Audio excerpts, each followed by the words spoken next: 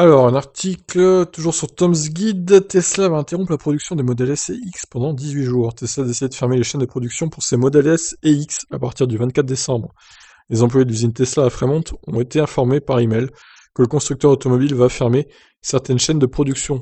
D'après les premières informations à ce sujet, ils ne seront pas payés pour la totalité de cette période. Ok, bon. Selon les premières observations, il semblerait que ce choix ait été fait pour pousser la production des modèles 3 et Y, dont les commandes ont été très nombreuses. En même temps, Tesla souhaiterait rafraîchir et moderniser les lignes de production des modèles S et X. Les usines Tesla produisent déjà à un rythme très soutenu.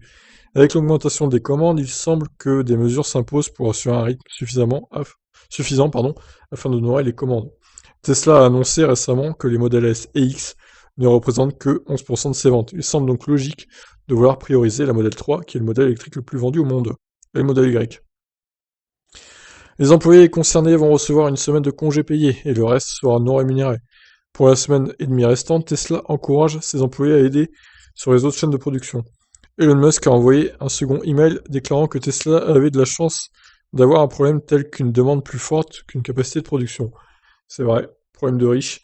Elon Musk a même encouragé les employés à le contacter directement s'ils pensent à des solutions pour augmenter la cadence. D'après un expert du secteur, Edward Niedermeyer, Tesla avait déjà demandé des exemptions de taxes en 2015 pour de l'équipement que l'entreprise a dû acheter pour pouvoir répondre à la demande. Le but était d'augmenter la capacité de production pour pouvoir faire face aux nombreuses commandes de modèles S et X. Il manque face du coup. Au total, Tesla devait produire 118 000 modèles S et X supplémentaires par an, ce qui semble en effet considérable. En tout cas, il semble que Tesla ait du mal à supporter la cadence. Le constructeur cherche des solutions rapides et drastiques pour pouvoir répondre à une demande toujours plus forte.